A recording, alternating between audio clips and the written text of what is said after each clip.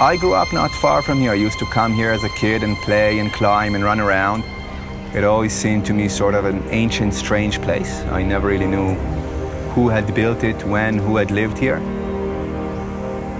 The story here is an uncomfortable one, I think, for Western audiences to hear, because it has such strong echoes, parallels with the Western story, colonizing so much of the world, creating these colonies in other people's countries, and then the local population being displaced. This is what the scholars call settler colonialism. I had a very strange experience maybe 15 years ago, more or less here, walking here.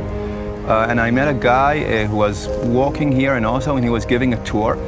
And I listened to him, and he said, that's the house we used to live in. And that's where my uncle lived, and that's where we made the olive oil. And suddenly, this place, which seemed to me like an ancient thing, I knew it was an Arab village, but I didn't know which Arabs and when and what happened to it. Suddenly, houses that people lived in and places that they played and where they planted, and it suddenly came very much alive. For me, that was a very powerful experience. Suddenly, thinking of this place as a real place where people lived not so long ago, people who are still alive. Yeah, that sort of changed the meaning of Lifta for me, from a playground to a place that reminds me also of the Nakba, of the catastrophe that happened to Palestinians here. The difference between colonialism and settler colonialism is colonial societies, Britain being a good example of one, went there to exploit the native population. Settler colonial societies go there to replace the native population. That's the difference. It comes at a terrible price for the local population. It can lead to genocide, ethnic cleansing, to apartheid, where people are herded into reservations, or Bantustans as they were called in South Africa. And Israel's story really has very strong parallels with this. It's a very Western story. For the last few centuries, this was an Arab, a Palestinian village. And in the 1948 war, this is one of the first places, together with a chain of other villages along the Jerusalem-Jaffa road, that was forcefully depopulated by the Israeli forces. To create a Jewish state here, it had to expel 80% of all the Palestinians who were living here. Palestinians pushed out of their homeland, their villages razed to the ground, turned into rubble, hundreds of these villages all over what today call Israel. Well, it's just full of these destroyed villages, Palestinian villages. And this story, to tell this part of the story, involves looking at our own history, looking at our role, our responsibility over the last few hundred years in colonizing large areas of the world. And that's a difficult story for people to hear, and it's a difficult one for them to process in the context of Israel, which we've been told is a story simply of the Jewish people fleeing the horrors of Europe. Now, of course, they did flee the horrors of Europe, but it came at a terrible price for the Palestinians, and that's one that we allowed to happen. As Westerners, we turned a blind eye to it because it wasn't the price that we paid. This place has become unofficially a sort of park for the Jewish neighborhoods around here. People come here to walk, to picnic. To remind people of that price, of the horrors that occurred here, is a difficult one. It's a one that involves our complicity in those crimes. If we look at the story of Palestine, we see something, an echo of our own story.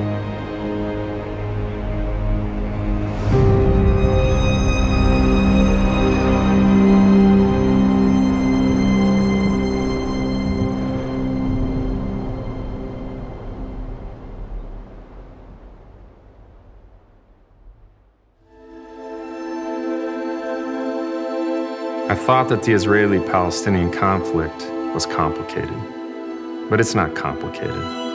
Not anymore. One people group sees itself as superior to another people group, and this superiority breeds contempt, which leads to systems of oppression.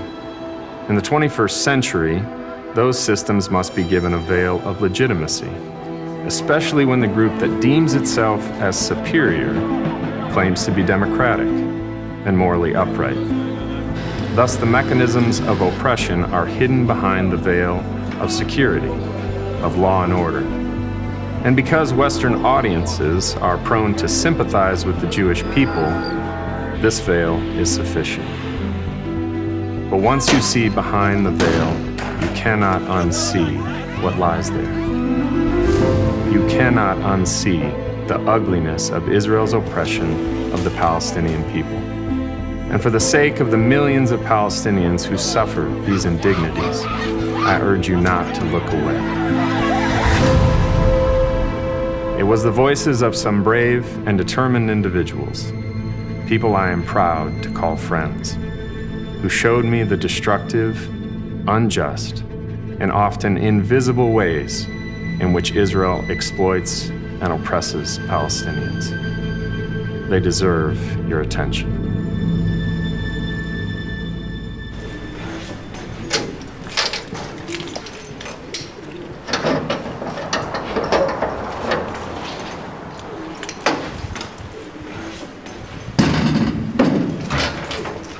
I'm trying to tell a story nobody once told.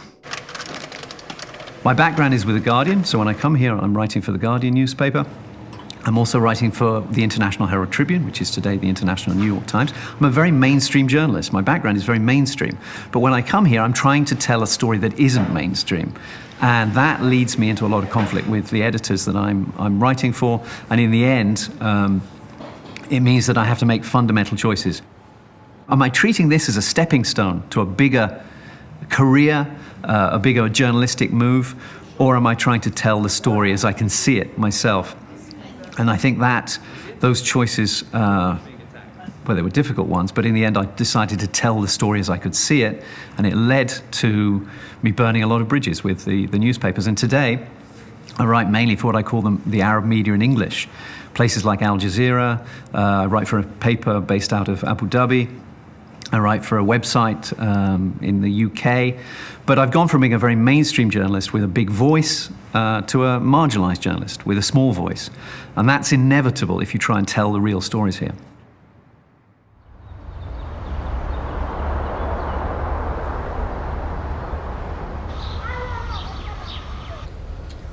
לאן?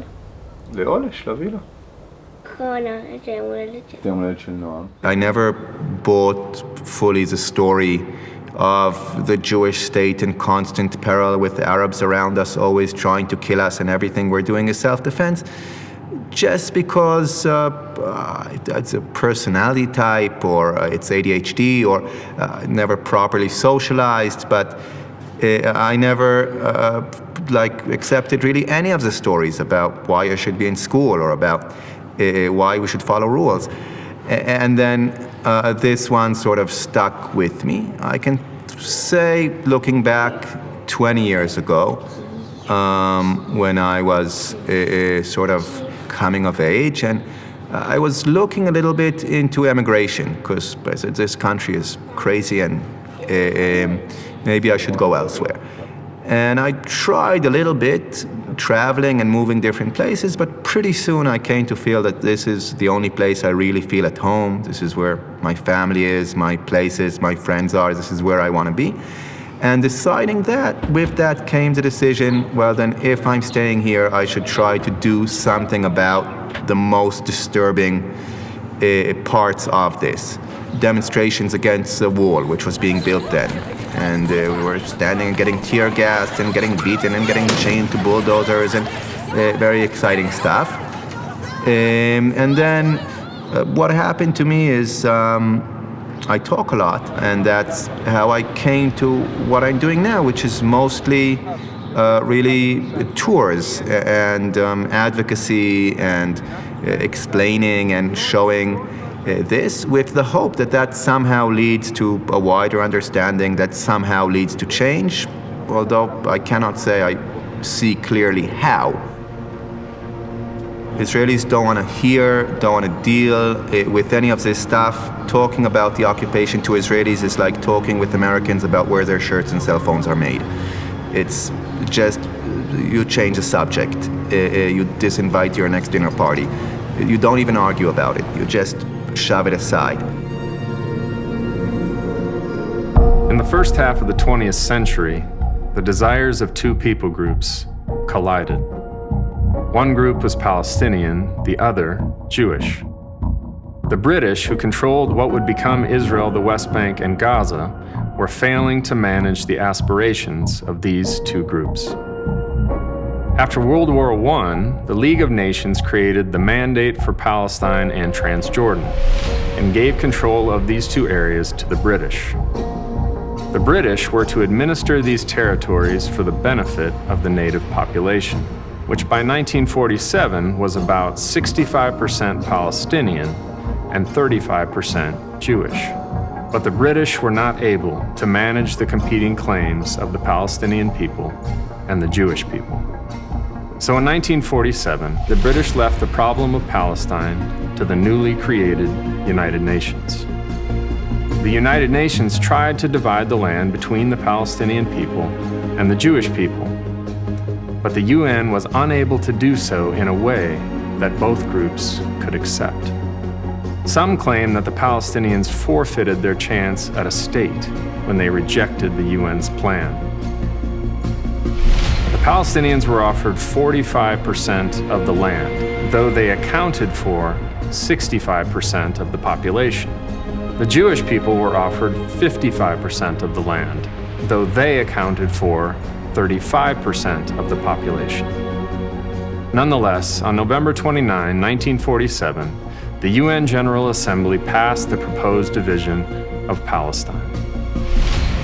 The opposition of the Palestinians and the Arab nations meant an armed conflict was inevitable. The Jewish armed forces began forcibly expelling Palestinians immediately after the vote, expelling almost 200,000 Palestinians in 4 months. Over the course of 2 years, the Jewish forces defeated the Arab forces and succeeded in taking control of not 55%, but nearly 80% of Palestine. Egypt controlled Gaza, Jordan controlled the West Bank and East Jerusalem. The Palestinians controlled nothing.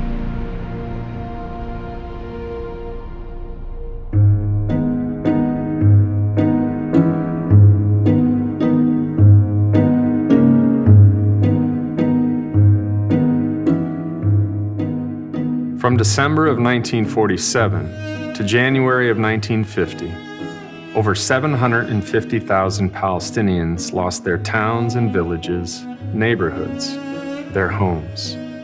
This is a fact. They refer to it as the Nakba, the catastrophe. They left their homes due to a variety of pressures.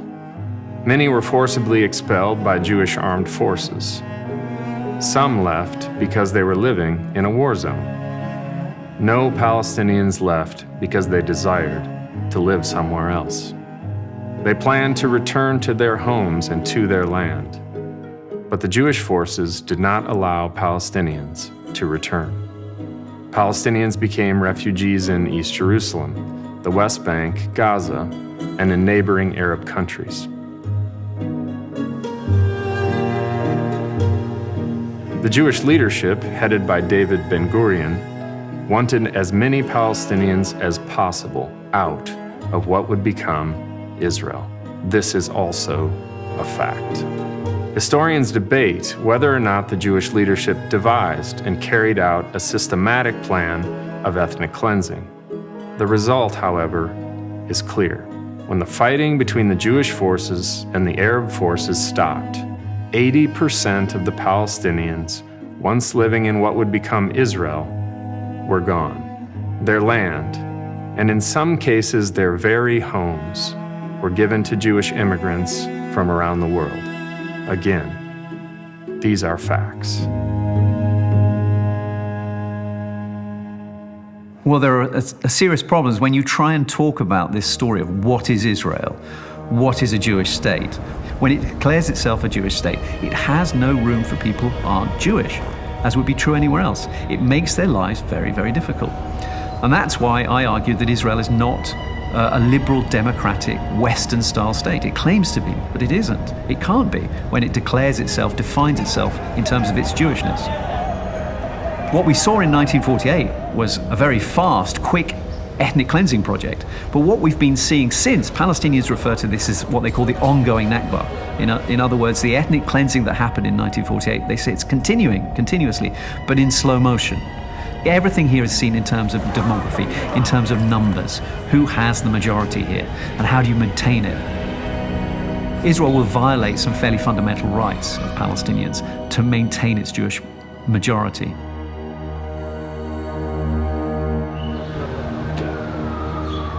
I did it.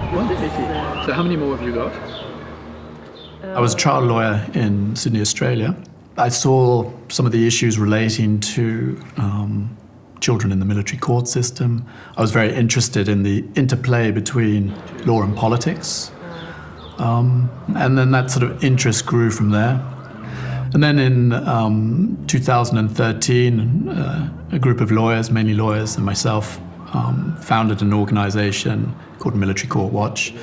And the focus is just on one issue: children prosecuted in military courts in the West Bank. Each year we collect up to about 150 testimonies from children who are prosecuted in military courts in the West Bank. Those children, their ages range from about 12 to 17, mainly 17, 16 and 15, a few 12-year-olds. And the idea behind the organization is to see if you can get a group of professionals together, focus on one issue, whether you can have any sort of impact on trying to improve that situation. 2019. I'm a Palestinian citizen of Israel. I was born in Nazareth. My father was a priest in the Protestant church, so he was moved around a lot. So we moved from Nazareth to Haifa, a progressive city inside Israel. As a child, it was palpable, the fact that I was a second-class citizen. I spoke a different language than my neighbors. There was like an undercurrent of tension all the time. But I never felt my life was in danger. And then my family were moved to Nablus in the early 70s, just after the 1967 war. And the only Israelis I saw in Nablus, the only Jews I saw in Nablus, were soldiers with big guns. In June 1967, Israel and the neighboring countries of Egypt, Jordan, and Syria fought another war. Israel easily overwhelmed the military forces of these three countries in a matter of 6 days. The consequences of this war have been tremendous. Israel took control of the West Bank from Jordan, Gaza and the entire Sinai Peninsula from Egypt, and the Golan Heights from Syria. The Sinai Peninsula was eventually returned to Egypt as a part of a peace treaty. Israel has illegally annexed the Golan Heights. On June 7, 1967, the Israeli military declared Gaza and the West Bank, which included the Old City and East Jerusalem, closed military areas. Thus began the longest military occupation in world history. The West Bank, and every Palestinian in it, roughly 600,000 after the war in 1967, and now nearly 3 million, has been under the control of the Israeli military for over 50 years. So obviously you had the 6-day war back in June 1967. And by the third day of that war, Israel had occupied the West Bank. And on the 7th of June 1967, the third day of the war, they placed the whole of the West Bank under military rule, martial law. And Israel was perfectly entitled to do that under international law. The convention that covers such a situation is the Fourth Geneva Convention, which Israel has signed and pretty much every state in the world has signed. And basically what that convention does is it regulates occupations. The thinking being, if you have a military occupation or a war, it's better that the aftermath of that war is regulated than unregulated. It's an unsatisfactory situation, but it's better that there is some form of regulation. And under that body of law, a military power that's found itself in a position of occupying another area, another territory, can place that area under military rule. It can establish military courts, and it can prosecute civilians in those military courts who violate that military law. As you would expect, there are a number of conditions. One condition is that the military courts and the prisons have to be in the occupied territory. They can't be someplace else. Another condition, perhaps the most important condition, is it's supposed to be temporary. Now, there's nothing in international law, there's nothing in the Fourth Geneva Convention which says what temporary is supposed to be. But look at some of the big occupations in history. The Allied occupation of Germany in 1945, the US occupation of Japan in 1945, and more recently the occupation of Iraq. They all lasted less than 10 years. So I think as a rule of thumb, if you have an occupation that lasts more than 10 years, you probably have to start asking some serious questions. Is this still a temporary military occupation? Or is something else going on, like annexation of territory, which is illegal under international law? You might say that in 1967, Israel completed the conquest of what was British Palestine. But that is not the way Israeli government sees it. In their minds, completing the conquest would have meant conquering the West Bank and somehow removing its population. This became, going forward, the problem of Israeli politics.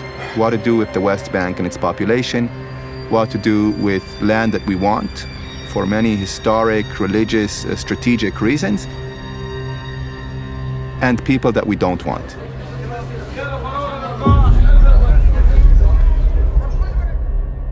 An interesting detail, I think, is the military order that established the military courts on the 7th of June, 1967, expressly referenced the Fourth Geneva Convention in that military order. So Israel itself was relying on the Fourth Geneva Convention as the legal basis upon which it was acting on the 7th of June, 1967.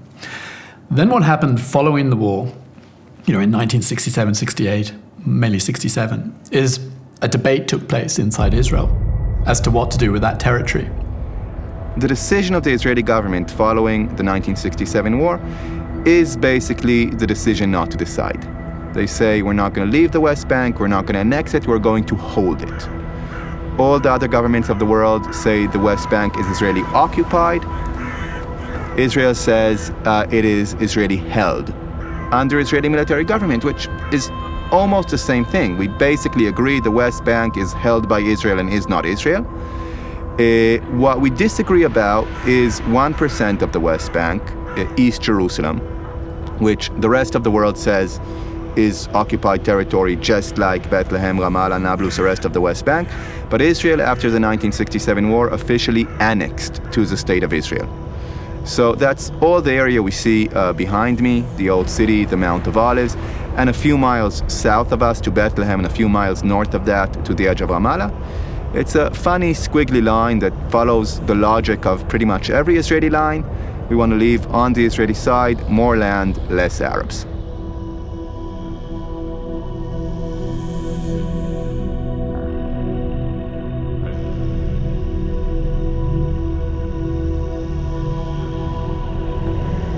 By September 1967, the first Israeli settlers started to move into the West Bank and start building towns and villages, etc.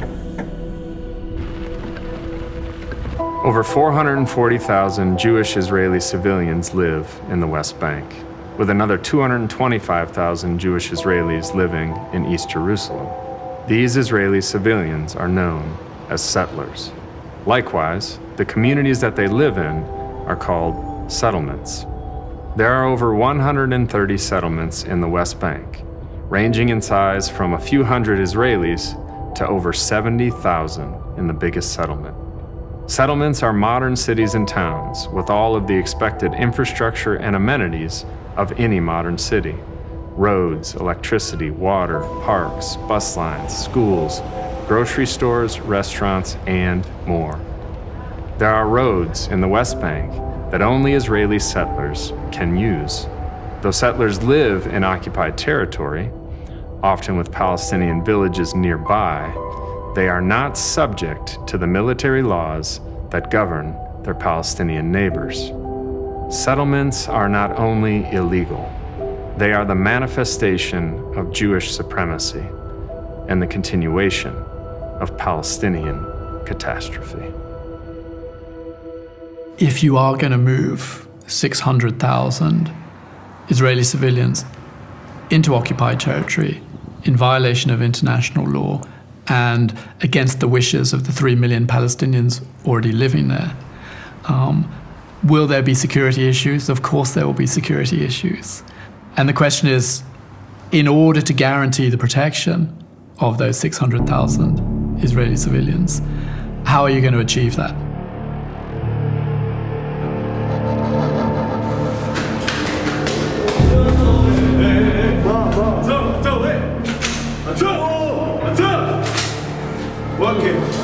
شوف في البيت شو عشان يطلع عليه في البيت ميزان كفني شو ميزان كفني شو يعني تخوف احكي عربي اطفي الكشاف اسكت انت الاسكت انت الاسكت انت الاسكت سيبه دايما اكيد انت الاسكت سيبه دايما كله تمام شو احكي معي في العربي ليه طالعين على الضغط تطلع احترام ولا حاجه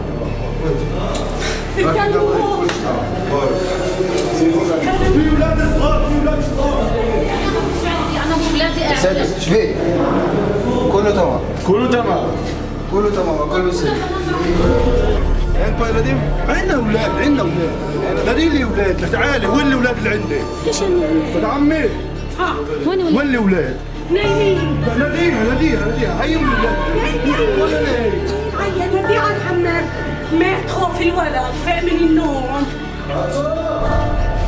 شو دعسو تعال هون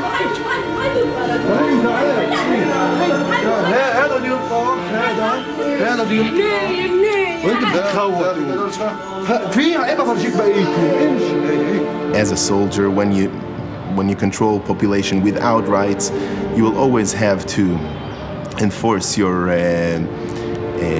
the rule of the military rule by force, meaning you have to make people afraid, meaning that you have to treat them all as enemies, and therefore undermine their humanity. Probably one of the best ways of intimidating these communities living next door to settlements is night raids into that community. You wake people up, everyone is lying in bed sort of traumatized, not knowing whether their house is going to be raided, whether someone in their family will be arrested. No one sleeps. It has a very disruptive, traumatizing impact on these communities, but it is very effective.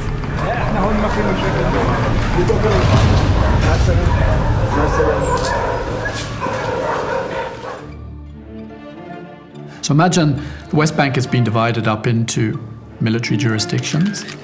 Imagine within one military jurisdiction you have an Israeli settlement, maybe a small settlement, maybe just 500 settlers living there. And that will be surrounded by a number of Palestinian communities. And in charge of that will be an Israeli military commander. Now imagine for a moment you're that commander. So it's your job to guarantee the protection of those 500 settlers. And let's say you get a telephone call from the settlement you're responsible for. Someone tells you they've seen a group of Palestinians on the side of the road in your territory, chucking rocks at settler vehicles, settler buses. And the question for you as the commander is, what would you do in response to that act of resistance? Basically what this commander does is he makes a couple of assumptions. The first assumption is that the stone throwers were Palestinian males aged between about 10 and 30 years old, which will generally be the case. Assumption number two, the stone throwers came from the nearest Palestinian village, and that too is probably going to be the case. What he then does is he takes those two assumptions and he will pass those along to the local Israeli intelligence officer. For the last 52 years, every Palestinian village center of population in the West Bank has had a designated intelligence officer. The kinds of intelligence that officer will have access to are obvious things like how many Palestinians live in that village, political affiliations, who's a member of Hamas, who's a member of Fatah, who's not political at all. Perhaps more importantly, who's been arrested from that village before, particularly for stone throwing, if this is a stone throwing incident. The final thing the intelligence officer does is probably the most important, and this is basically at the heart of how the West Bank is controlled by the military. The intelligence officer will look to see who are the Palestinian informants or collaborators in that village. For understandable reasons, it's difficult to get hard data on how many collaborators there are. But I can tell you over the years, the amount of evidence we've collected, it's quite clear the society has been thoroughly infiltrated. So if you live in one of these communities and the military came to your community last night and started making arrests, the talk of the community today will be which one of my neighbors told the intelligence officer that my children or family members were involved in something, were throwing stones, protesting, whatever it might be.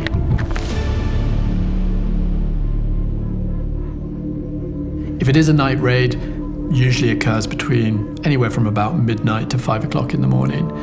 It will usually start with very aggressive banging at the front door.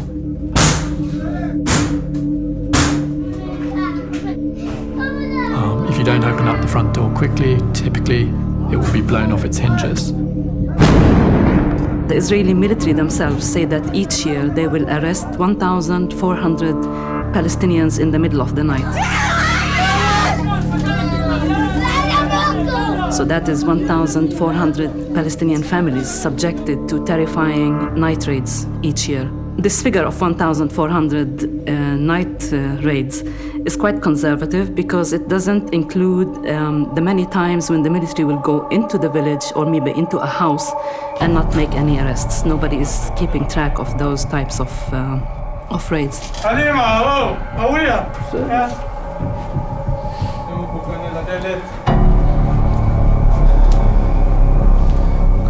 كل ولد البيت لهون كله نايم كله نايم كله لهون كلهم صغار وين نجمعهم ساعة كل ولد لهون كله كتان في غرفة واحدة كلها في غرفة واحدة تعال شوفهم كلهم الأولاد نايمين في غرفة واحدة خليها في غرفة كل ولد لهون. If you send heavily armed soldiers into a civilian center of population at 2 o'clock in the morning, unsurprisingly, it has a tendency to terrify people.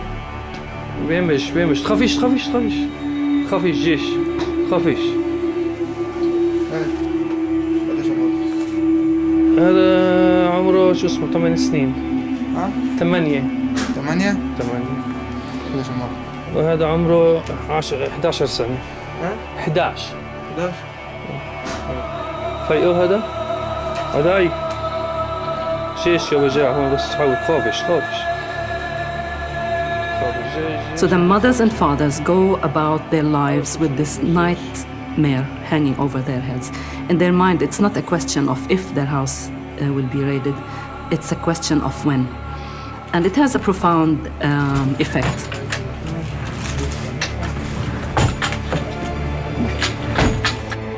Entire communities are scared day and night. They constantly worry. They cannot even sleep at night. They cannot relax. They wake up in the morning exhausted.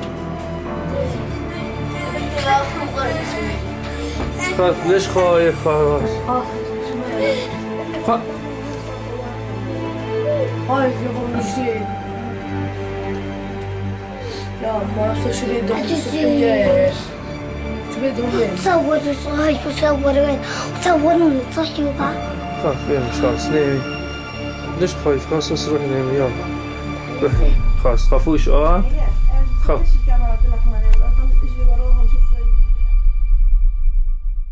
Now that officer in charge, typically he'll be about 25, 26 years old. The soldiers he's in command of, typically are 19-year-old conscripts.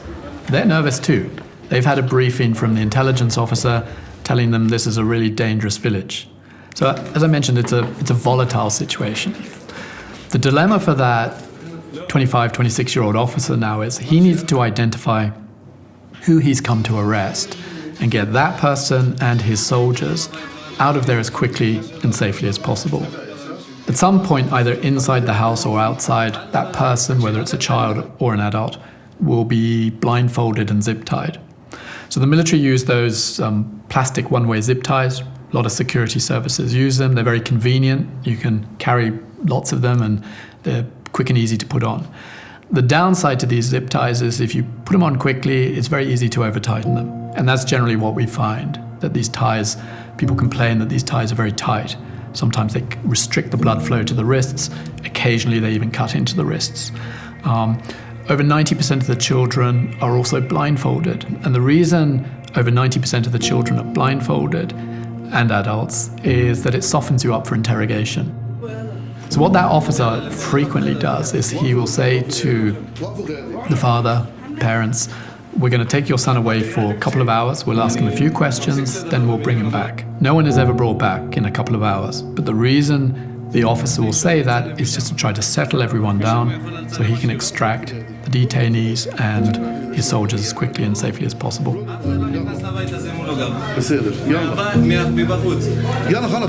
Mothers tell me how they will be, prisoners in their own house. They will be hearing commotion, shouting, things smashing, unable to go and interfere or even keep an eye.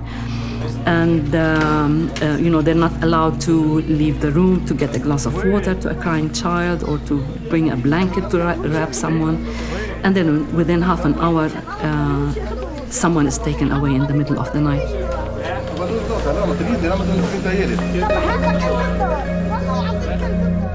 Eventually, that child will be taken to one of the largest settlements in the West Bank where the interrogation centers are.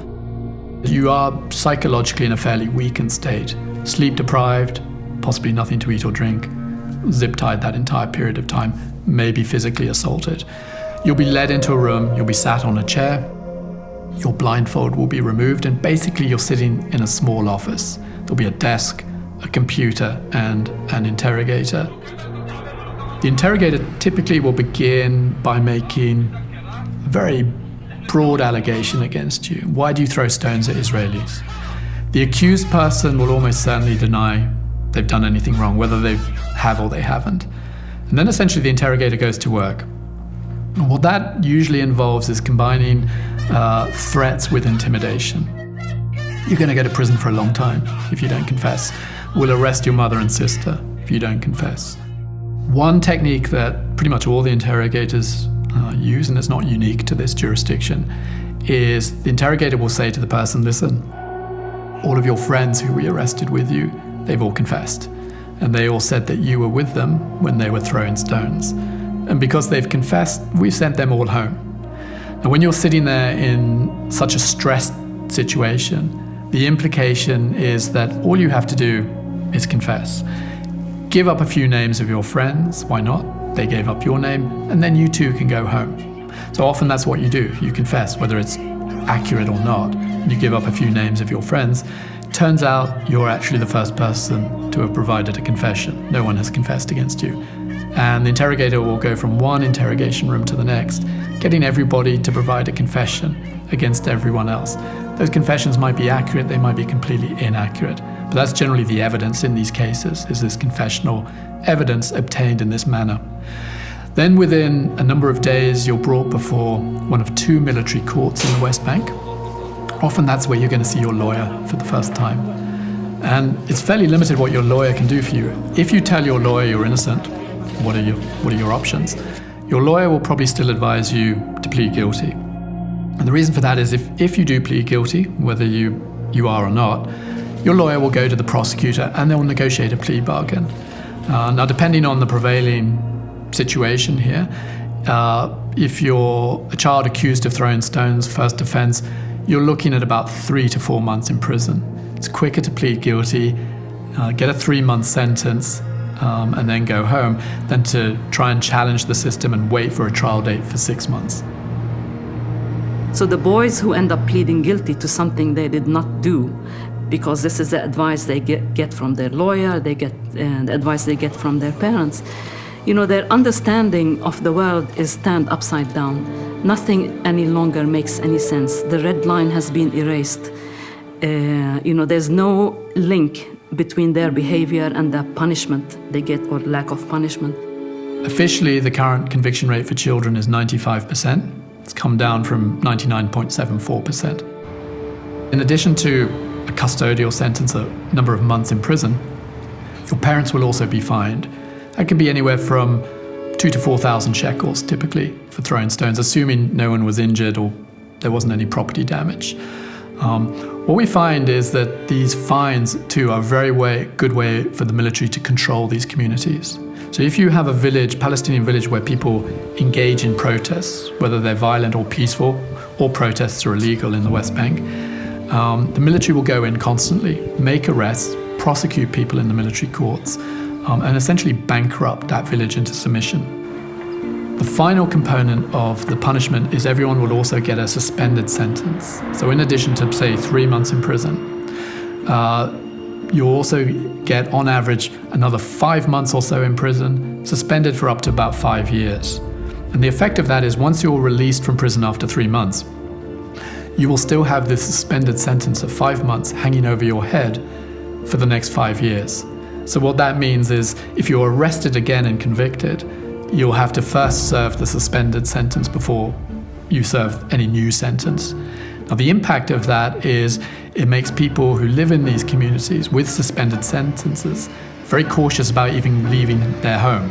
Because if they go out of their house and a couple of military jeeps come into the village and other young people start chucking rocks at that jeep, in the general confusion, you may be picked up, accused of throwing stones. You may not have been involved in anything, just in the wrong place at the wrong time. But you run the risk then of having to go back and serve that suspended sentence.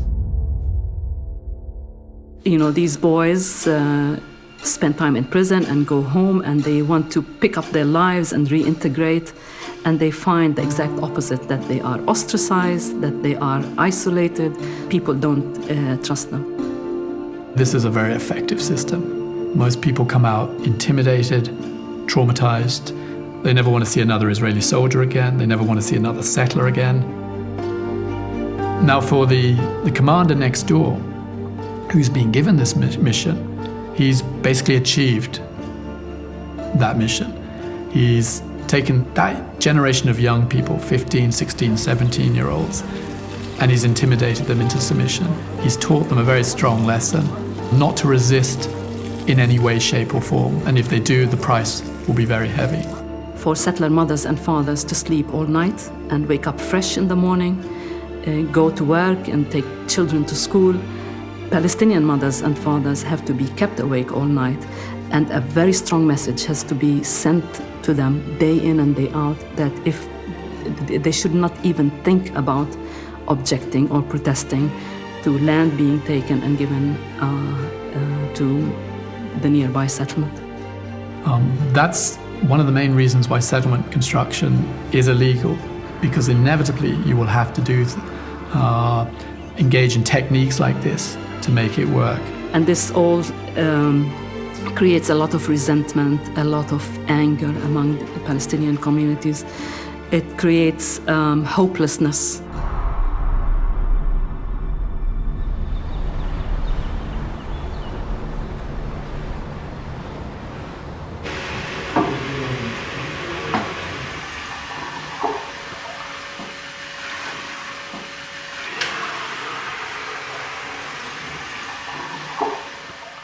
Born and raised in Youngstown, Ohio. I come from a mixed family. My father is a Palestinian Muslim, actually born in the house that we're sitting in, and my mother is a Maronite Christian. Growing up, we were very close to what was happening here, so I was following the news all my life in terms of the occupation, the military occupation, and what life was like here. I decided to come here and get married to a Palestinian woman, which I did. I took her from Ramallah to Youngstown. Then there was this historic announcement that was made that the Oslo Accords were signed, a peace agreement, as people understood it, between the Palestinian side and the Israeli side. The Oslo Accords were negotiated in secret in Norway, beginning in January of 1993. They were preceded by a Palestinian uprising, Intifada in Arabic. Palestinians organized a mostly non-violent campaign of civil disobedience. It garnered international attention and surprised Israeli leaders. The uprising highlighted the plight of Palestinians and put pressure on Israel and the international community. Without it, it's unlikely that the Oslo negotiations would have happened. Palestinian and Israeli leadership signed the first round of the Oslo Accords on the White House lawn on September 13, 1993. The first round of the Accords was a declaration of principles. Both sides affirmed their commitment to significant UN resolutions on the Israeli-Palestinian conflict, and both sides agreed to a 5-year interim period in which the details of a peace plan would be finalized. It called for the creation of the Palestinian Authority to handle the civil administration and security in the areas of the West Bank and Gaza that were to be evacuated by the Israeli military. The logic of the Accords was to resolve the easiest issues at the beginning and then hope that the resolution of these simpler issues would create momentum towards solving the truly difficult issues, such as the fate of Israeli settlements and the status of Jerusalem. In 1995, 2 years after signing the Declaration of Principles, Israeli and Palestinian leaders agreed to a second round of accords. These accords were dominated by 7 annexes that covered issues like security, Palestinian elections, economic relations, civil affairs, and more. These annexes covered essentially all spheres of Palestinian life and development, and Israeli control loomed over all of these spheres. Negotiations dragged on for years, and as they did, impatience and resentment built. In the summer of 2000, a last-ditch effort to reach a peace agreement was held at Camp David, but Palestinian and Israeli leaders were unable to reach an agreement, regardless of who is to blame for the failure of the Oslo Accords. And as you might imagine, there was no end to the finger-pointing. The end result is not debatable. The Oslo Accords did not end the Israeli occupation. They systematized it. I read the agreement, and I was not pleased with what I read. Every sphere of life had an annex. Before I tell you the one I found, let me just make a footnote here. Why were these annexes needed? And I would claim boldly that these annexes were needed because not one sector was totally transferred from the Israeli side to the Palestinian side in the Oslo process. Only partial sectors were transferred. The annex that I found that caught my attention was annex number 36. This was the telecommunications annex, and I have a minor in telecommunications, so it caught my attention. And the annex started with a paragraph that was great. I couldn't have written it better myself. It said the Palestinian side has the right to build, operate, and maintain separate and independent networks. Separate and independent. Those are powerful words. Those were the words that were used. Why would they use the words separate and independent if we were not heading to statehood? I was hired by a group of investors that were planning to put together the first Palestinian telecommunications company, and I relocated to be able to be part of creating that company. I was employee number 0001. When I started to get working into the details of how to create that network, what did I find in the rest of that annex number 36? First paragraph, great. The rest of it was all the buts. For example, it said, you can build separate and independent mobile networks, but when you want your mobile network to actually work, what do you need? You need frequencies, you need airwaves. And the agreement basically said the airwaves remain totally in Israeli control. It meant for us as a telecom company, we want to build a new network. And the engineers told us that we needed, for sake of our discussion, 6 lanes of frequencies in the air, airwaves. So we had to go to the Israeli side and request airwaves. So we said we needed 6 lanes of air. And they said, well, do you have a report? We gave them a very detailed radio report. And they came back to us with an answer after 1 year. This is significant because time is a weapon in this conflict. It's a very sharp weapon. We're a company, we're hiring people, we're in offices, money in the bank waiting to be invested, and we're waiting for an Israeli decision. And that decision came and it said, you can have frequency access, but you can't have the 6 lanes that you requested. You can have 2.5. And the half is going to be shared by an Israeli company so they can provide telecommunication services to the settlers. So what did that mean for us? In an optimal network, we were going to build a tower here and a tower here and connect them with 6 lanes of frequency. When they said you could only have 2.5, it meant that we had to build additional towers here, here, and here. Every time I say the word tower, think $500,000. And we had to connect them with the lower amount of frequency. Whether you're the Palestinian Authority, Sam's company, or Sam's family, we are all under the influence of Israeli military occupation. So the question that asks itself is, who's in charge of the pace of our development? Ultimately, Israel calls the shots on how we will develop our economy. So in light of all of this interim period called Oslo that did not work, people are losing hope. The failure of the Oslo Accords led to the Second Intifada, a second Palestinian uprising in September 2000. As their hopes for dignity and self-determination were dashed, Palestinians rose up in opposition to the Israeli occupation. Israel responded forcefully. Things quickly spiraled out of control as militant movements within Palestinian society reacted violently. Over the course of roughly 5 years, Israeli forces killed almost 3,200 Palestinians, and Palestinian militants killed about 1,000 Israelis. In both cases, the majority of those killed were civilians. Israel often used deadly force on Palestinian protesters in the West Bank and in Israel. Israel also carried out assassinations of members of Palestinian militant movements like Hamas and Islamic Jihad. These militant Palestinian movements organized car bombings and suicide bombings that targeted Israeli civilians and Israeli security forces. There were more than 100 such bombings in a 3-year period. Though the Israeli military killed 3 times as many Palestinians as did these Palestinian militants, the suicide bombings made a lasting impression. The violent resistance of Palestinians was seen as barbaric, while the state violence of Israel was viewed as legitimate. Global sympathy for the plight of the Palestinian people plummeted. The prospects for peace evaporated. Israel used these bombings as a pretense for the construction of a wall between the West Bank and Israel. The project began in 2002, and about 50% of the wall was finished when the suicide bombing stopped in mid-2006. Though the suicide bombing stopped, the construction of the wall did not.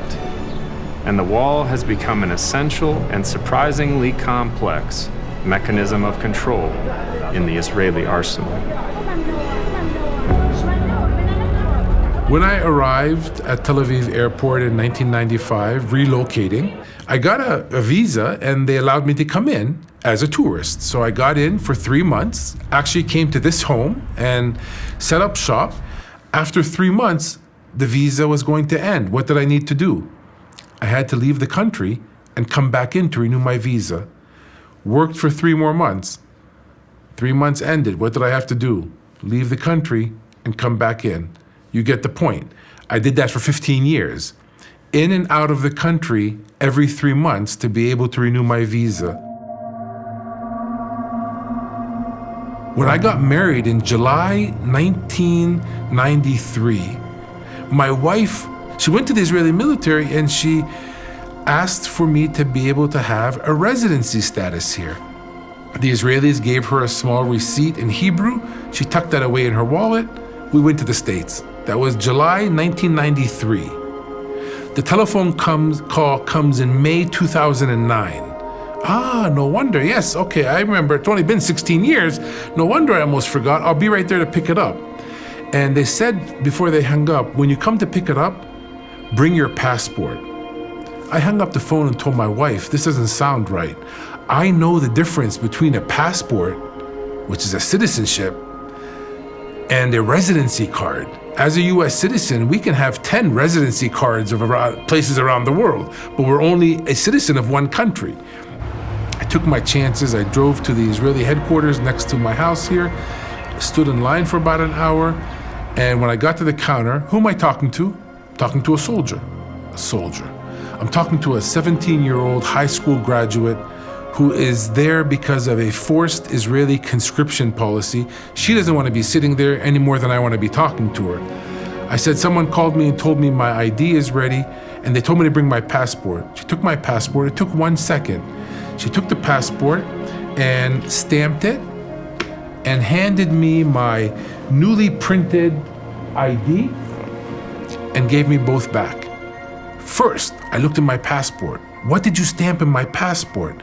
It turns out it's a black stamp in Hebrew. I don't read Hebrew, but it turns out that it says the holder of this foreign passport has been issued a West Bank residency card. And they take the number out of this card and they handwrite it in the stamp. So what does that mean? I'm still a US citizen. I have a new passport and it has the same stamp in it. It means I can't get in the car and go to Jerusalem because anybody who has this stamp in their passport is not viewed as the citizen of their country. Let me say that a different way. The only country in the world that refuses to recognize me as an American citizen that I am is the state of Israel. What I have to carry is the Palestinian, what we call the Palestinian ID. Actually, I don't care how many Palestinian flags they print around the border. There's nothing Palestinian about this ID. This is an Israeli military issued residency card. It's written in Arabic and Hebrew. Arabic so we can understand, Hebrew so the issuer can understand. My 4-part name, my place of birth, my date of birth, my religion, interestingly. And at the end, it says, what's my cage? It doesn't say cage. It says, what's my place of residence? My place of residence is Al-Bire, the neighborhood I'm in, the city that I'm in, next to Ramallah. And that means I'm not allowed to be in the cage of East Jerusalem, which is just as occupied. I'm not allowed to be in the cage of Gaza, which is just as occupied. Why do I call these cages? In my opinion, every Palestinian city is an open-air cage, surrounded by fences, walls, checkpoints, and settlements. So because I'm from the cage of the Ramallah area, I'm not allowed to be in the other cages. So with this, my life became very constrained. Can't use the Israeli airport anymore. Can't go back to Tel Aviv University, where I graduated from, unless I have a permit. And to have a permit, you have to take this and go to the Israeli military and request a permit. I've become an expert in requesting permits. I've promised my kids that one day I will actually wallpaper my office in my permits. And I have many, many more. Every time you want to go to a different cage, you have to request a permit from the Israeli military. What is a permit?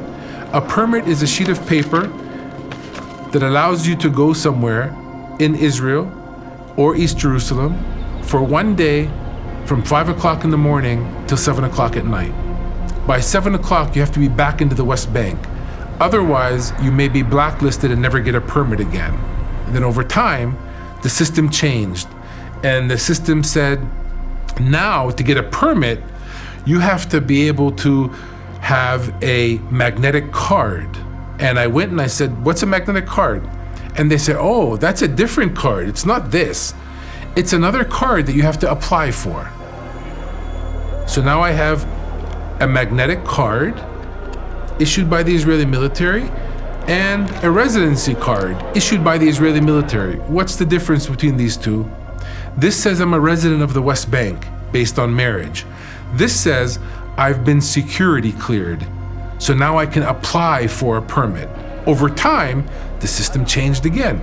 Now, look where the Israelis have me. They have me in this maze of waiting in lines, getting cards, getting permits, going through checkpoints. So I went back to this Israeli office and I took all my cards with me and I said, I'd like to ask for a multi-month permit.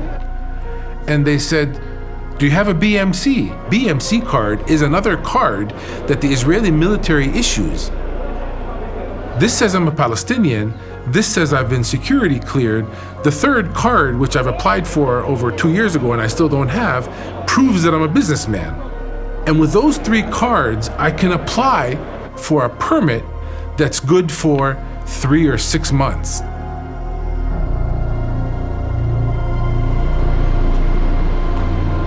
So the Israeli government would say the wall is, like everything we do, only and forever about security.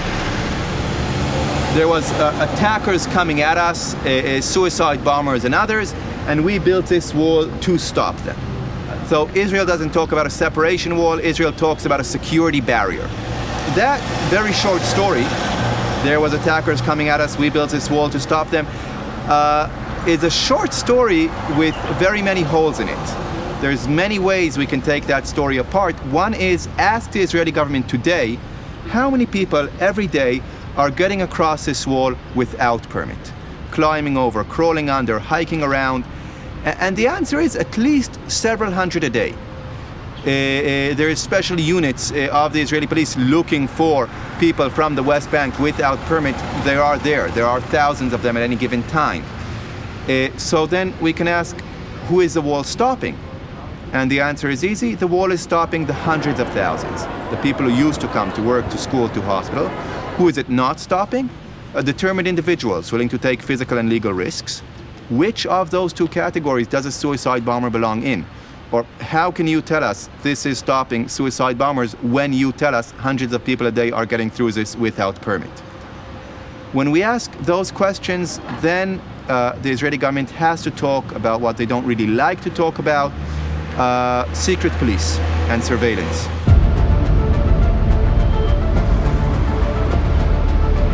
You see, there in the middle of the roundabout, that is not a lamppost. That is all cameras and surveillance technology. There's cameras which are connected to a screen in the police cars, which are connected to a system which tracks the physical location of phones, which, the Israelis, unlike the NSA, we don't have to say we just use metadata, because Palestinians don't have civil rights. We can say we read every email, listen to every phone call, that is artificial intelligence does, and follow every social media post. Palestinians are regularly arrested for social media posts. They're under very intense electronic surveillance, but that is not enough. People could go whispering in a field. So Israel also has a very large number of Palestinian informants and collaborators. Why are those people doing that? Generally not because they love Israeli military government, mostly not for money, usually because of what the system calls leverage.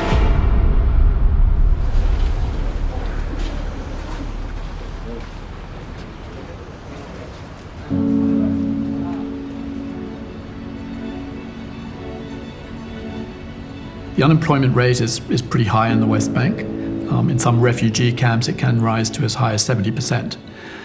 If you can get a work permit as a Palestinian in the West Bank to work inside Israel or inside a settlement, that's obviously a very valuable commodity.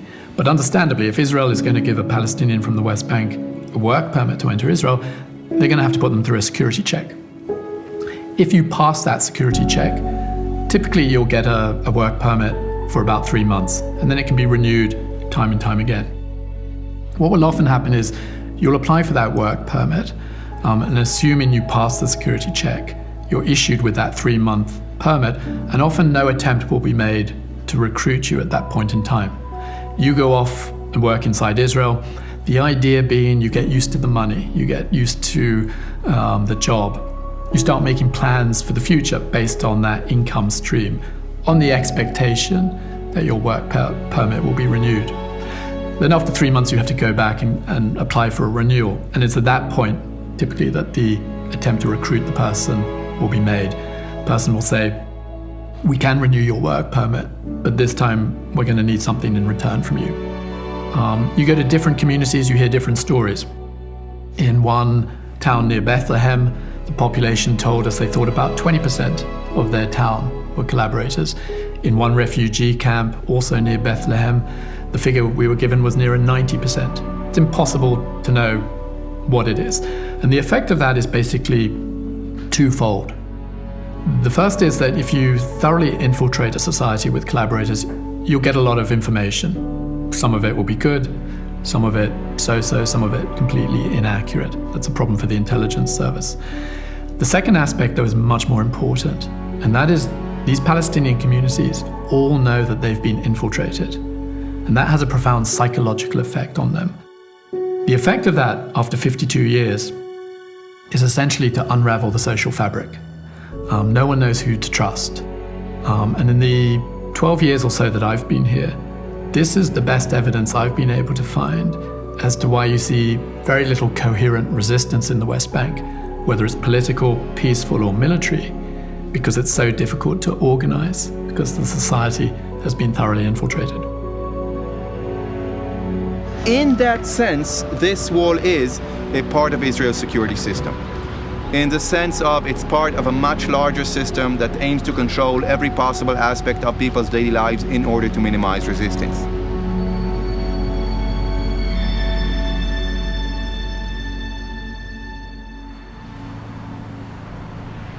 The second Intifada for many of us was, for my generation, it was that was our teenage years, right? That was the foundation of our identity.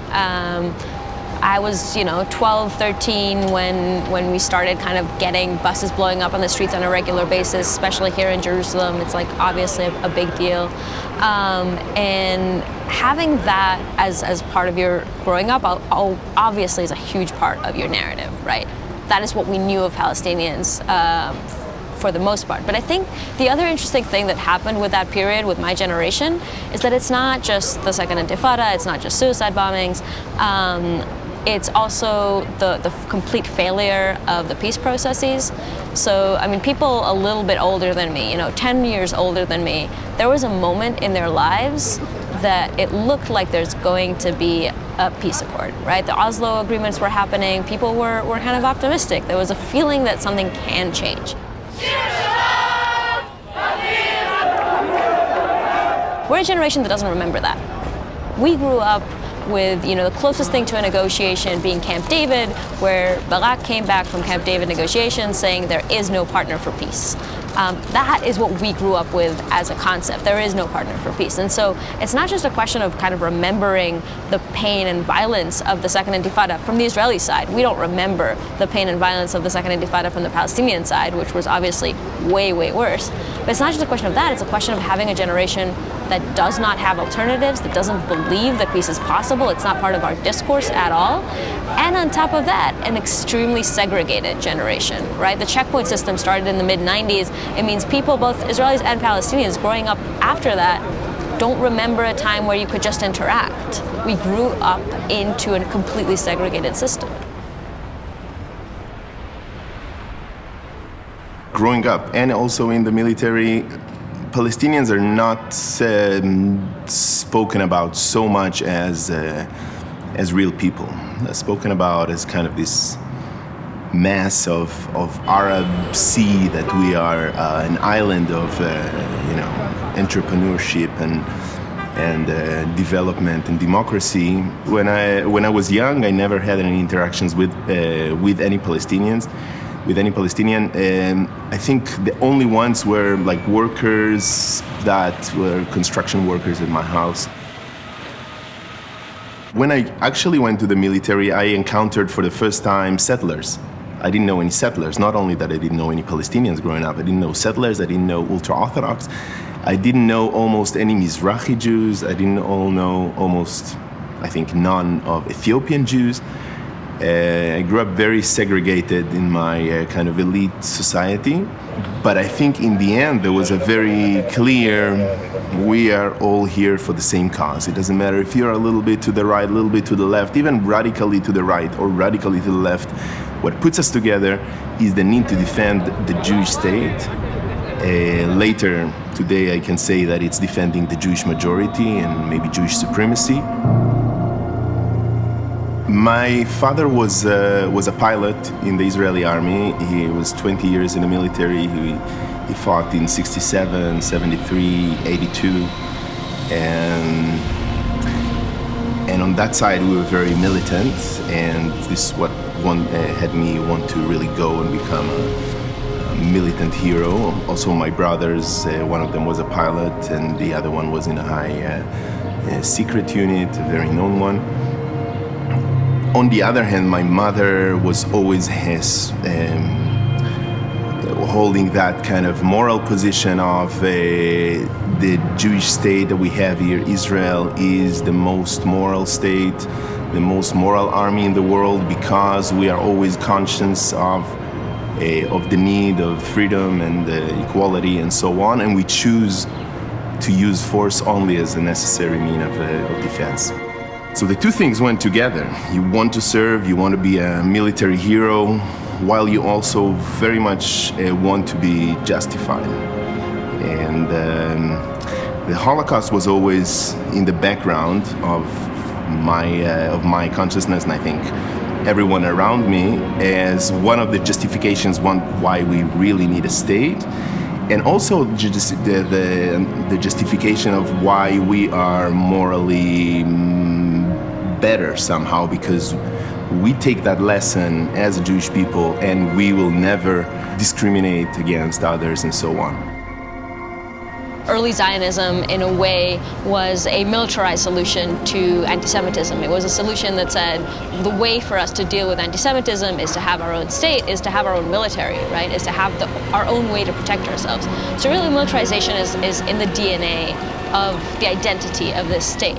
And that has a lot of different consequences. So obviously conscription is one of its main consequences, the fact that there is mandatory military service and always has been since the creation of the state, but it has a lot of other implications. When Israelis think about a solution to the Palestinian-Israeli conflict, the first thing that we think about is security. And we think about security not in the sense of possibly security being something that is based on peaceful solutions. It has to be based on might, on strength, on military ideas.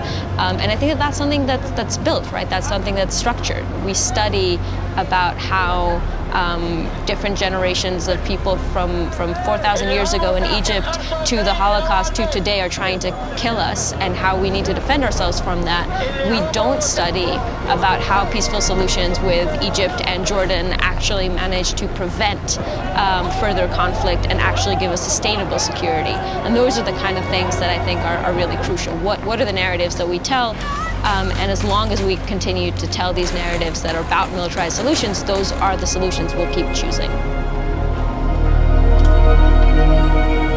There are many examples of how this narrative is created, and I think it's a lot about kind of building a narrative of fear. One of my favorite examples for that is a month in the Hebrew calendar that starts around April to May, that starts with Passover, which is obviously an extremely important holiday within Judaism. It is a holiday celebrating the Exodus from Egypt, and it is commemorating a liberation from persecution. That's what the Exodus fundamentally is. And the main commandment of the holiday is to remember and to tell the story from generation to generation. And one of the ways to tell the story is in one of the songs that we sing in the Passover dinner. There's a song that translates into, in every generation someone tries to exterminate us, and then God saves us from them, right? And you have this narrative of like constantly needing to be saved from persecution.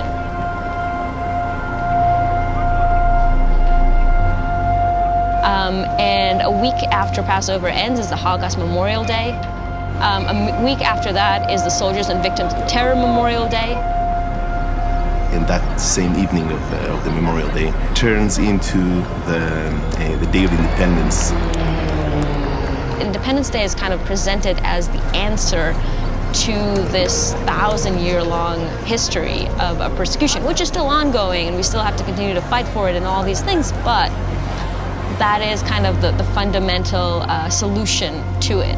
Then you go from the reason why you need a state, the Holocaust. A week later is mourning your soldiers, but understanding that their death brought us this magnificent miracle of the state of Israel. That's a lot of how our narrative is built. It's the same through the education system. In history, our final curricula is Second Temple period, so the last time Jews lived on this land before exile, and then the exile, and then Holocaust, and then the creation of the state. And it's kind of that same narrative of historical religious persecution, the continuance of that in modern day through the Holocaust, and then the creation of the state as the solution to that. I'm here to fulfill my ancestors' promise to defend the Jews wherever they are, and going to the military was considered to be contributing to the society, and not going would be a harsh spit in the face of my country and what it stands for.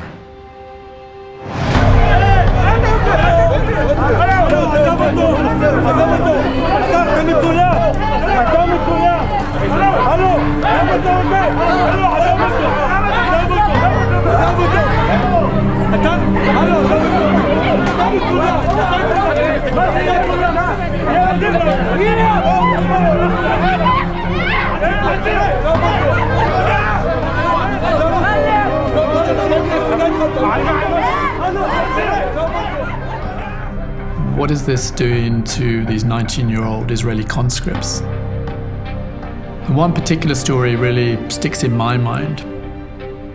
It was about this 19-year-old soldier conscripted into the army, very excited, proud to be serving in the Israeli military, protecting Israel from any manner of threats.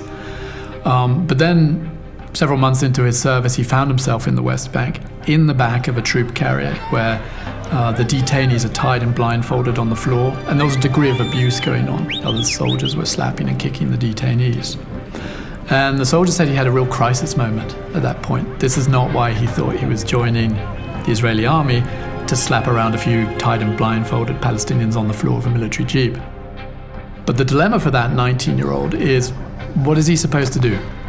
If he starts lodging complaints against his commanding officer or the other soldiers, that's going to be a pretty tough 3 years in the military if he's lodging complaints in the first few months.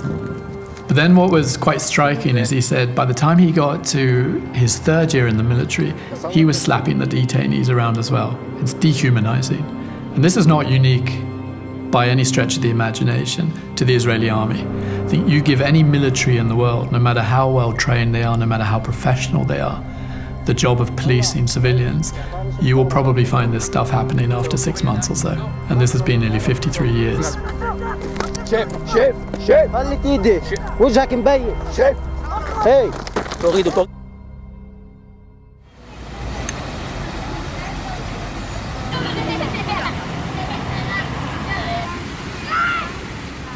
West Jerusalem over there is the part that the State of Israel conquered in 1948 and Palestinians were driven out of. So there's neighborhoods there that were originally Jewish, neighborhoods that were originally Palestinian. Now it's all Jewish. Everybody there is Israeli Jewish citizens. That's where I live. That's where the streets are well paved, the parks work, the schools work, the municipal system works. Then we have the area from the old city and further to the east. Most of what we see here is what we call East Jerusalem. That is under the Jerusalem municipality since 1967, populated mostly with Palestinians. And you can see there's less roads, less parks, less public buildings. We're talking about 10% of the city budget spent in these neighborhoods, where a little bit more than 1/3 of the city's residents live. So 90% of it is spent where I live, in the Jewish neighborhoods, where 2/3 of the city population lives, and only 10% here, where the other 1/3 lives. What is the legal status of these people? Some people in the Israeli government said, if we annex this, we have to give these people citizenship. Other people said, but we don't wanna. And in the end, they came up with a legal solution, which was giving these people Israeli residency, but not citizenship.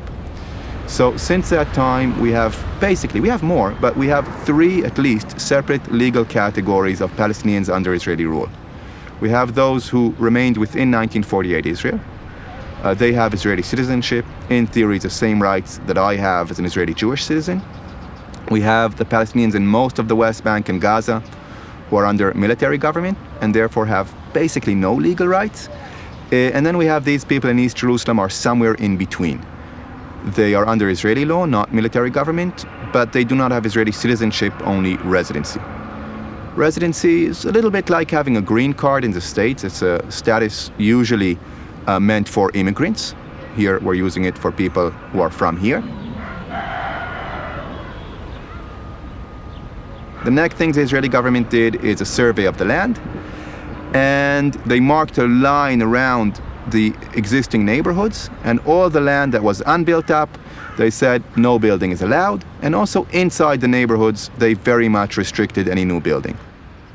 Then they started confiscation. Confiscating the big tracts of open land that's mostly outside the center, closer to Bethlehem, closer to Ramallah, and they brought in companies to build on them big new residential neighborhoods. Now comes a certain legal trick, because the state appropriates the land, the farmers who owned it get some money, but no choice. The state brings in companies to build housing. Those companies then sell the apartments. The state never sells the land. And many governments have a policy like this. You buy an apartment, you sign a 99-year lease with the state for the land that apartment is on.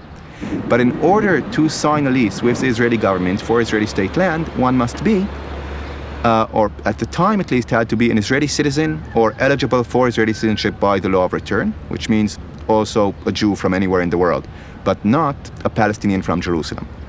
So the land is expropriated from Palestinians for public use, and then they are told basically, you are not the public intended in that statement. You cannot buy apartments on the land confiscated from you. So those neighborhoods become, in the first phase, exclusively Jewish neighborhoods. Today we have over 200,000 Jews living in the annexed area of East Jerusalem. That's about 1/3 the total settlers in the West Bank are in this 1% of the West Bank, that is the most important for both sides. And Israel says they're not settlers, because this is absolutely Israel, we've annexed it. The rest of the world says, no, this is occupied territories like the rest of the West Bank, we don't recognize that annexation. In these neighborhoods, in the Palestinian neighborhoods, which is pretty much everything we see here, the Israeli government places very severe restrictions on new building. They never say we don't allow new building because we don't want more Palestinians in Jerusalem. They do say in separate documents we don't want more Palestinians in Jerusalem. That's called the demographic policy. But here they say we don't allow new building because the infrastructure is not ready, because the slopes are too steep, because we want to protect the rural character of the neighborhood. A whole range of technical and other excuses that they give, but in the end, very few permissions for any kind of new building in Palestinian neighborhoods, which very soon becomes a problem, because people here are having a lot of babies. So 70,000 people in 67 becomes over 300,000 today. Where are all those people going to live? You want to live here, you can't get a permit to build here, you build anyway. When you build without permit, you generally do get caught. The important question is when. Do you get caught while you're building or once you've built? In the neighborhoods that are behind me now, the level of inspection is such you basically cannot get away with digging foundations to build a new building. But you can, if you're clever and lucky, get away with building over weekends, over holidays when inspectors are not working, with creating distractions, working under tarps so you can't see it from the air. Build incrementally rooms, floors on top of existing houses. That is probably the case with most of the buildings now behind me. They existed in 1967, therefore they are legal in the Israeli system, and they have a legal electric connection and water connection. And they have had, mostly over the last 25 years, rooms and floors added without permit. The great majority of those people have been caught, and they've been given fines. The fine is estimated cost of building. So they say you built 100 square meters, we estimate that cost you 400,000 shekels to do, so we fine you 400,000 shekels. At this point, people normally say, I do not have 400,000 shekels. In fact, I never had them. 400,000 is what it would cost them if they hired a company to do it, but a lot of people here do the labor themselves. So say, I don't have 400,000 shekels. The state says, all right, let's do an assessment of your income. You're going to make a down payment of 20,000 shekels, and then you're going to pay us 1,000 shekels a month for the next 30 years or so. That's a very common situation here. People are paying the normal city taxes, plus the fines for unpermitted buildings in installments. All that money is going to the Jerusalem municipality in West Jerusalem. In theory, should be coming back here to become schools, roads, hospitals, public buildings, parks. Where are the main roads? Where are the parks? Where are the schools? Where is the municipal public investment in Palestinian neighborhoods of East Jerusalem? There are some things, but they are few and far between and hard to spot. When you build without permit, you generally do get caught. You get caught while you're building, it's just very bad for you. They're gonna come, knock down what you built, confiscate machines that are in use, give you a big fine to pay, you're left with less than nothing.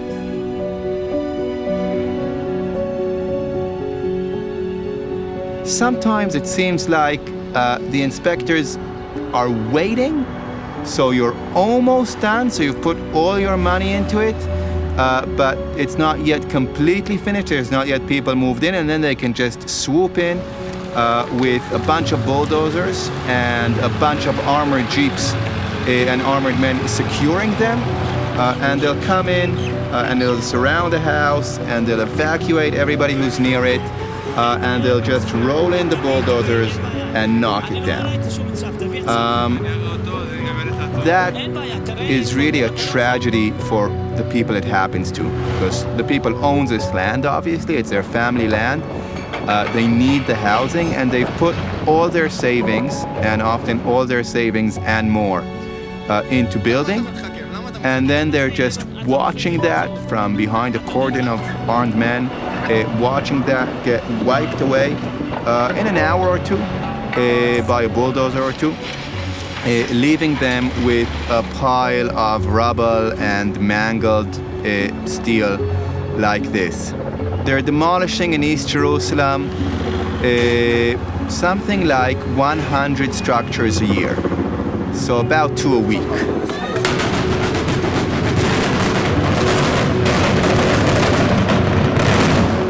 Sometimes the demolitions will also happen to houses after they've been built. Then the municipality has to go through a court and get an eviction order, and that can take some years. And so you're living in a house which you know has an outstanding demolition order, but it has for years. And then one morning, bulldozers roll into your neighborhood. And people are looking at them, and people are calling each other on the phone. And when the bulldozers come in, most often people still don't know which house they're coming for.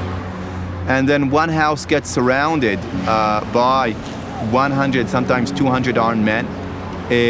And I said usually it's an unfinished house, but sometimes it's not. There's a family inside, and there'll be somebody with a megaphone standing outside saying, this is an illegal structure, you have half an hour or 1 hour to evacuate, and people will be rushing to take out their favorite things. And then they have some workers come in and throw out the furniture. And then the bulldozers roll in and knock it down, and a family is left homeless. Sometimes kids in the neighborhood might throw some stones at the police, and the police might shoot back tear gas, and it might become like a mini riot. But it never stops the demolition. The demolition happens. It happens very publicly, very dramatically. It sends a very powerful message to everybody living around here that life home is precarious. We have many stories of kids who they find when they go to school, they don't have their school books in their bag. They just have all their favorite toys because they say, I'm worried that I leave home and it's going to be demolished by the time I come back. Home demolitions, even witnessing them around you, leave scars on children, on family. To the family that it happens to, it's losing all your savings. It's usually then crowding in with relatives. I said there's many thousands of illegal structures, and which one gets demolished seems like a lottery. They do it often enough to keep everybody on their toes, to keep everybody with the sense of it could happen to me. So it seems like we're keeping people at a certain simmer of tension. If you demolish too many houses, you'd get an uprising. If you demolish not enough houses, people would feel secure, and maybe you'd have more organized political resistance. But if you do this often enough, just often enough, deny people residency, demolish homes, and you leave this here as reminders, this could happen at any moment, there's some balance there of keeping people here who are very unhappy with the government they are under, mostly quiet, mostly not putting up any kind of active opposition.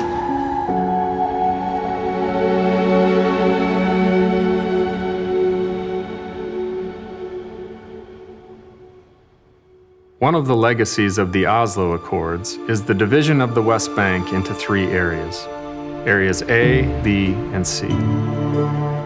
Israel was to slowly hand over control of the West Bank to the Palestinian Authority, beginning with Area A, which consists of the major Palestinian cities.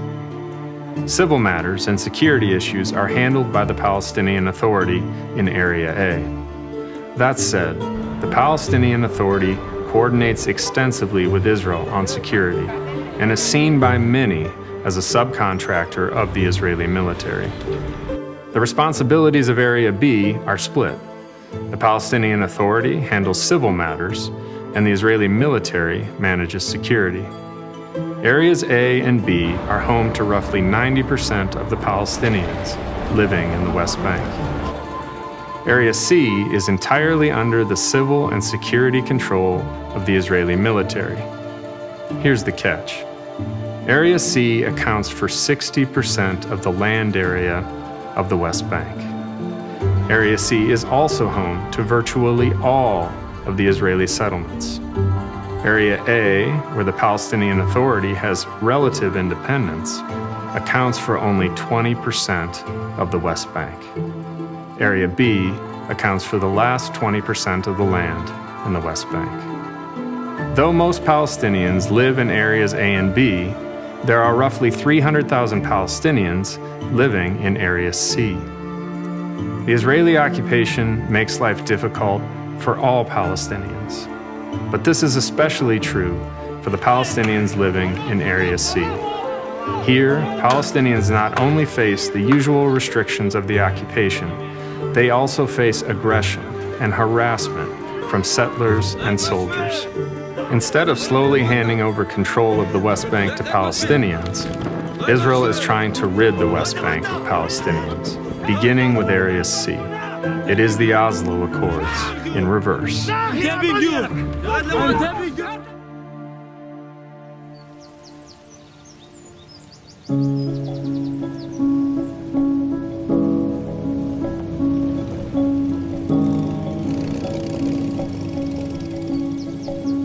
Our story with this land started in 1916 when my grandfather bought this piece of land. So my grandfather was a farmer. He was connected with the land, so he wanted a space, a place to create a better future for his children. The land is located on the hilltop, about 3,000 feet above sea level. The land today is surrounded by 5 Israeli settlements that are growing, and some of them are becoming like towns, like small cities. We are located in an area that is considered to be Area C after the peace agreement. And Area C is a Palestinian territory, but under Israeli military control, which makes it also difficult for us to improve the land. To tell you a background of our story, the country was under the Ottoman rules, and the Ottomans wanted to get property taxes from the local landowners, and they demanded that every landowner should register land in order to pay property taxes. Many did not do it, but my grandfather did it the other way.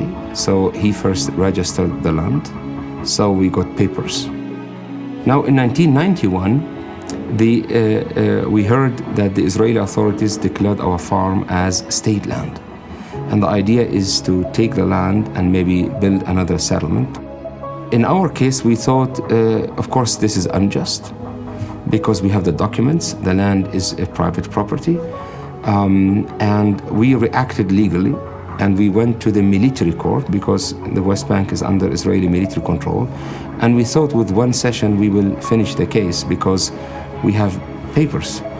The Israeli military judge was surprised to see documents, but instead of closing the case as we were hoping for, they postponed it.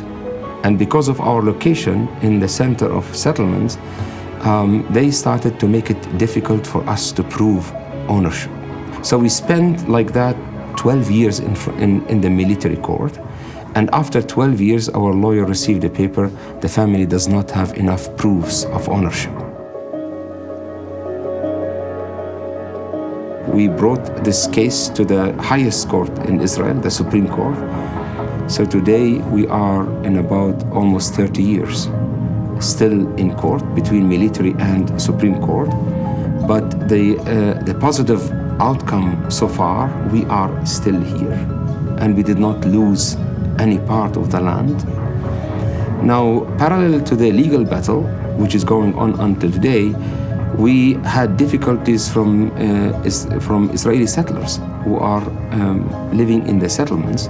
They cut our trees, they damaged our water tanks, they threatened us with guns, and they tried many times to build roads on our land. We stopped all those road constructions by court. And one time after we stopped the settlers from digging a road, they were very angry and they destroyed 250 olive trees from our farm.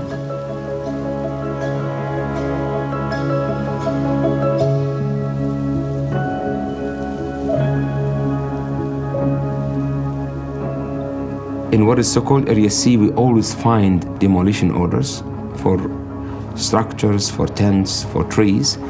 And in 2014, one of our volunteers, he found a paper in the valley where we planted 19, 20 years ago, hundreds of fruit trees. The claim was those trees we planted were planted on state land.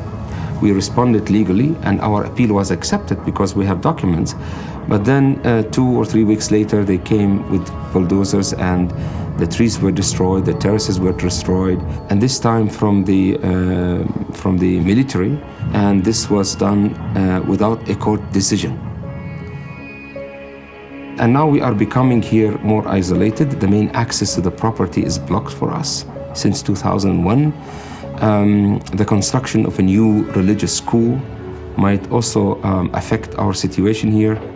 The expansion of the settlements is going on and on. We might be squeezed in the center of the settlements. And also the war, when it's finished around Bethlehem area, will make it difficult for us, and especially because this war will disconnect us from going the 6 miles to Bethlehem. We have difficulties or restrictions on our own land. We are not allowed to build anything, so we have to apply for a building permit that we'll never get. We have no access to running water on the farm and no electricity. But we try always to transform our anger or transform this pain and invest it in a constructive way, in a way that will build something, not destroy something. So the question was, how can we develop the farm without electricity? We installed a solar power system. We started collecting rainwater inside systems, and since we are not allowed to build on the ground, we started renovating caves. And for us, it's not about building electricity or water. No, it's about showing other people that things are possible.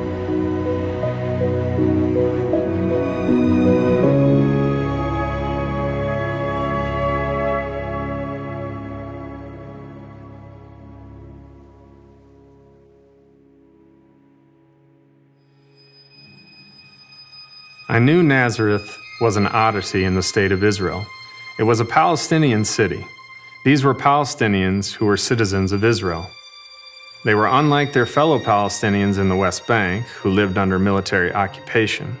They were also unlike Palestinians in East Jerusalem, who had residency but not citizenship.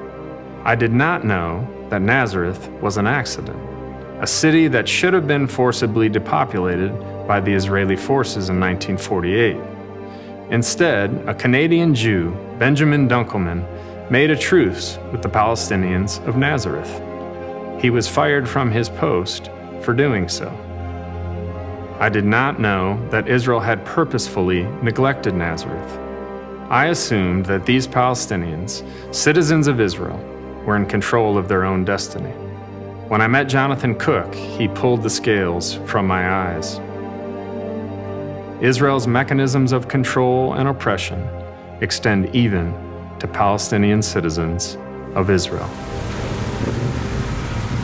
What's interesting about Nazareth, as well as being the capital of Palestinians inside Israel. And the reason it's it's not officially the capital of Palestinians inside Israel, but the reason it's effectively the capital for Palestinians inside Israel is because it's the only Palestinian city that survives the 1940 events, the Nakba, the great dispossession of Palestinians. So Israel is stuck with Nazareth. It's got no choice now. It's stuck with a Palestinian city, the only one. But that leads to all sorts of other consequences, and those are things I think a great deal about and I write about, which is once you have a Palestinian city in Israel, you have the danger that it might become a proper cultural and political space for Palestinians, a capital for them, a proper capital. And so Israel has been working ever since to try and undermine Nazareth's status as a city. It's been employing a policy called Judaization. That's not some weird word I just made up. That's an official government term. For many years here, there was a Judaization ministry. Its job was to Judaize the land, to make it Jewish. This is seen very much, sadly, in zero-sum terms. So everything that's good for the Jewish people must be bad for the Palestinian people. What we gain, they lose. Now, this is a slightly different way of understanding the conflict, because instead of seeing it as a military issue, which is, you have that veneer of military issues in the occupied territories. You have soldiers there, you have checkpoints, you have military bases, and so on. You also, of course, have settlements, and you have walls and all the rest of it. But you don't have those issues here. You don't need soldiers here. We don't have soldiers here. We have a paramilitary police force, but you don't need the soldiers here. You don't have an insurrection. You don't have armed force Palestinian groups trying to take on the army or the police here. So you actually have a civil society here. You have a peace, what should be peaceful environment. But Israel is using the same techniques it uses in the occupied territories here against Palestinians. It's denying them resources, denying them land, denying them development. And Nazareth is a very good illustration of those problems, where it's being surrounded by Jewish development. We even have a city built right next door to us, which is its job. It took the name from Nazareth. It was called Nazareth Elite for many years. Recently it renamed itself, Nof HaGalil. But it's built a city to surround Nazareth, so that Nazareth can't expand, it can't develop. We're trapped, ghettoized, literally ghettoized by this city, and denied land for future development. We don't have green spaces, we don't have public parks here. The next generation has nowhere to build, so people are now building illegally. People are trapped.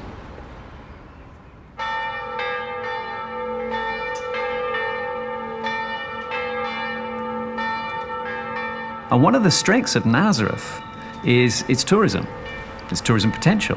We've got these holy places, we've got large Christian population. It's the obvious place for pilgrims to come and visit. Now, Israel was aware of that strength. Now, there were dangers here for Israel, because if you get lots of pilgrims and tourists visiting Nazareth, well, two things happen.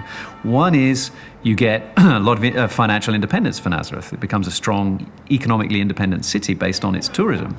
But also, if you have a lot of tourists staying in Nazareth, they're going to interact with the local population. You're going to get restaurants, bars, clubs, and so on, where people are going to meet. And those tourists, those pilgrims, are going to hear something of the Palestinian story.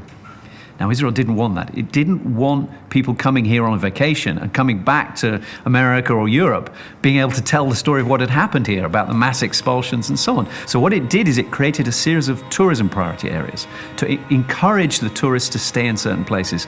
The number one tourism priority area in this region is Tiberias. Why Tiberias? Because it's a Palestinian city before 1948, which becomes an entirely Jewish city after 1948. So when the tourists are staying there, they're not meeting any Palestinians at all. It would have been logical to make Nazareth the tourism priority area, but it didn't happen. There's a strip, a pedestrian street where people walk up to the Basilica of the Annunciation, and there are a few shops there, which are the only chance those shopkeepers have to make some money from the tourists. But if you stand around there and you hear the tourists coming up, the odd one might buy a bottle of water. And when they go into those shops, they always say shalom, the Hebrew word for hello. None of them know that they're in an Arab community. And that's exactly the way Israel wants it. Doesn't want them knowing they're in a Palestinian community, because that might start them thinking about, well, why are there Arabs living in this city?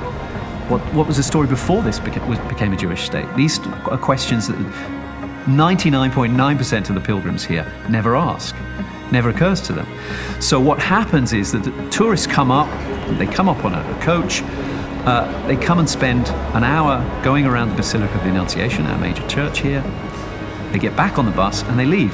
And they rarely spend a shekel here. They don't buy a bottle of water. They don't talk to anybody. And then they go to Tiberias. And that's where the hotels are, the restaurants. That's where the city of Tiberias profits massively from the tourists. But Nazareth doesn't. And that's intentional, to deny us the tourist income and also to deny us the chance to interact. So Nazareth has lost out massively. It could have had huge income. It would be a rich, wealthy, successful, modern city if it had had all of that income over those many decades. Instead, it lost that income, and it lost it to Jewish cities. What's going on here is making life so difficult, denying Palestinians the chances to prosper, to be successful. When you do that, you force people to look elsewhere, to look outside the state. People are being pushed out by denying them the ability to subsist, to live, to find success in their life, to even have dignity.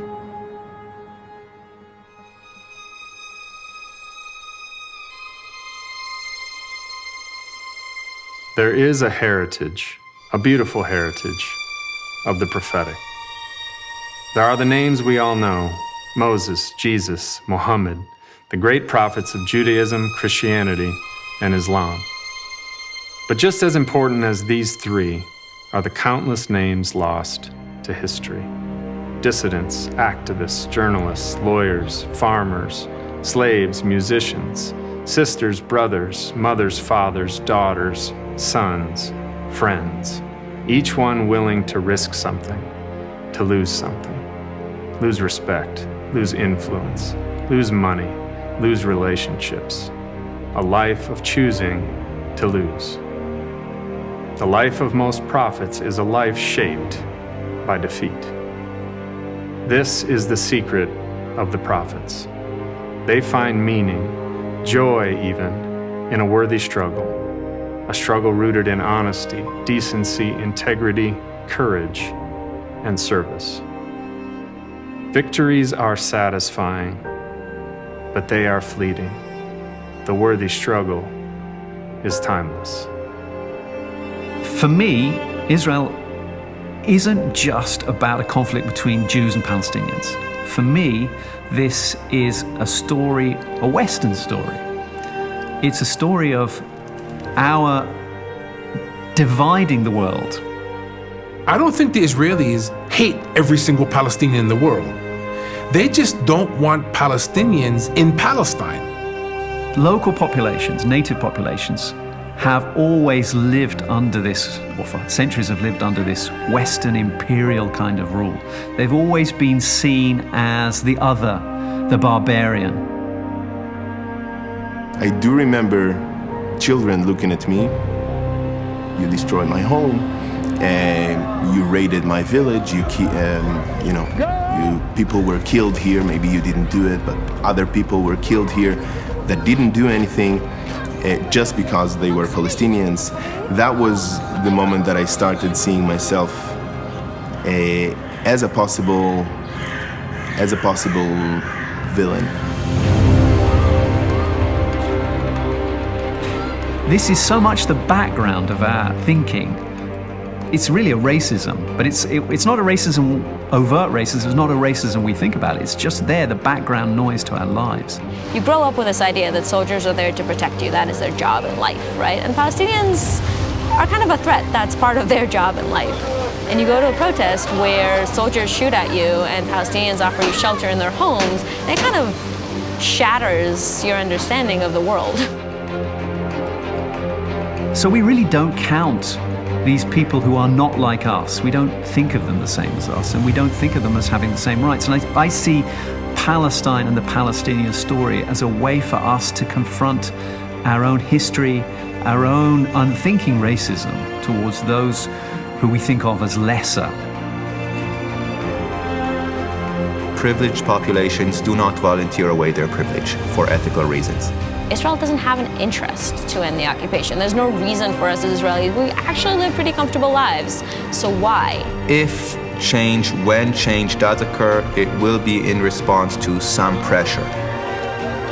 Israel-Palestine can be a way for us to see this story. It's an ugly story. It's a story that we're responsible for and that we need to confront. So in every human being, including what we might call an enemy, there is something good and something bad. The good thing we want to respect, but the bad thing we don't want to accept. Most of us kind of either become either radical or turn our face away from it.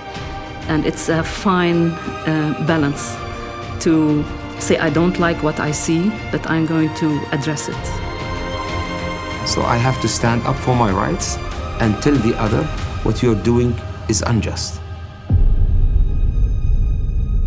Of course, that doesn't mean that we have to succeed in one day. This is our contribution.